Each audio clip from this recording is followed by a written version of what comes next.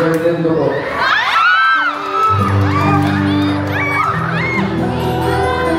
Anong pangalan ng girlfriend mo? Victoria po.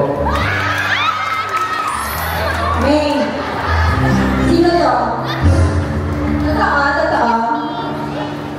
Anong pakiramdam mo ngayong gabi na nakita mo na ang miyembro ng pamilya ni Baby Lola?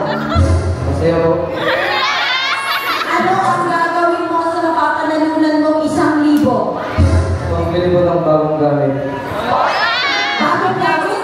Gamit saan? Baka damit po.